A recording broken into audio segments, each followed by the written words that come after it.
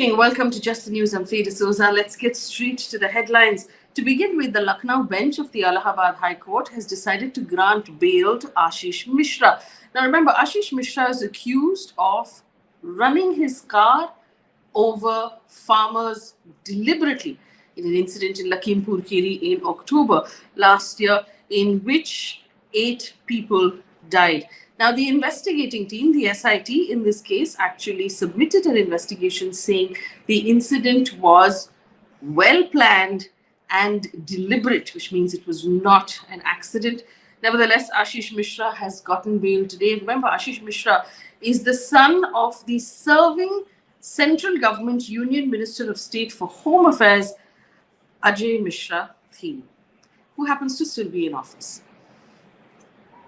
Updates on the hijab ban coming out of Karnataka right now. The Karnataka High Court bench that began hearing the matter today has adjourned the matter to Monday next week, which is the 14th of February. In the meantime, no interim relief has been given to the petitioners. Live Law has quoted the Chief Justice of the court saying, and I quote, "We will restrain anyone from adopting religious practices while we are hearing the matter." So basically, for as long as the court is hearing the matter, no one can wear a burqa or a saffron gamcha inside of campus. Something that the lawyers of the petitioners strongly objected to, saying that it would temporarily be a suspension of their rights and their faith. Remember, fundamental rights cannot be suspended at all. We understand that there is that the official order written down we don't have one yet that says that they cannot wear any religious attire in schools, but this is the observation that has been made and reported from inside court. Observation, which just means that it was verbally said by the judge. In the meantime, according to ANI, the Karnataka Education Minister BC Nagesh has said the Chief Minister Baswaraj Mumbai is having a meeting on Thursday evening, which is today.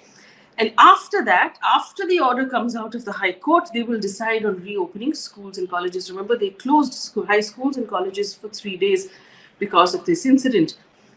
There was the matter that was also listed in Supreme Court that came before the Chief Justice of India, N.V. Ramana.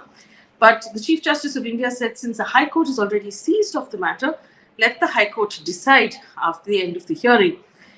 Seeking a transfer of that case in a hearing by a 9-judge bench, a constitutional bench of the Supreme Court, senior advocate Kapil Sibal argued that the problem is that schools and colleges are currently closed and the issue is spreading across the country. Incidentally, though, in a sort of related, not related statement, while addressing an election rally in Uttar Pradesh, the Prime Minister, Narendra Modi, said today that the Yogi Adityanath BJP government has consistently been working towards preventing crimes against Muslim women. He said opposition parties, meanwhile, have stood in the way of Muslim women's progress for the sake of votes. The Prime Minister also went on to say that by banning the practice of triple talaq, the BJP government has ensured justice for Muslim women. An update on COVID. The central government today has decided to revise the guidelines for incoming international travelers, doing away with the mandatory 7-day home quarantine that was required up till now. They will now just have to monitor their own health at home for 14 days. It is also allowing quarantine-free entry for travelers from 82 countries. Samples of 2% of randomly selected passengers who arrive in India will be tested. They will not have to wait for the results. They can give their samples and leave the airport. This is what we know so far. Let's take a look at news coming in from the world of business. Really, the biggest development today was from the RBI that issued its monetary policy. Monetary policy is a policy in which the RBI manages inflation and interest rates. So let's take a look at that. According to the RBI, first of all, India's real GDP growth is expected to be 7.8 for the year 2022-23, this financial year. It's come down from 9.2, which was what it was expected in last year.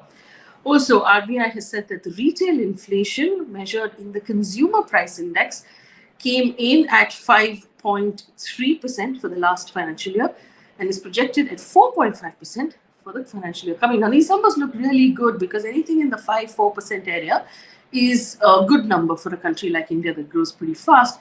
But our growth numbers are falling. But the real number that we need to worry about is the wholesale price index. So there are two indexes. One is what the movement of wholesale market and the movement of consumer market or the retail market. The wholesale price index was 14% in November and 13.5% in December. So that is still a worrying number, even though the RBI might project that retail is at 4.5%. The 13-14% on wholesale is something to worry about. And as far as the interest rates are concerned, the RBI decided not to change anything. So the repo and the reverse repo, which is the rate at which the RBI lends to banks, has stayed the same.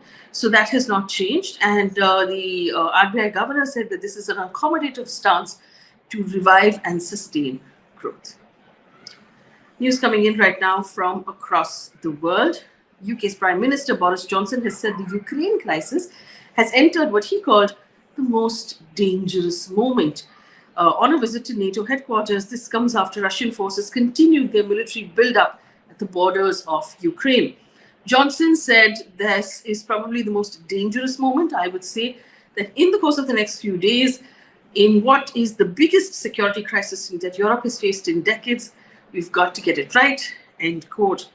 In the meantime, the Russian envoy to the UN office in Geneva has said Russia has no plans to invade Ukraine. There's no sense, motive, or geostrategic goal in this.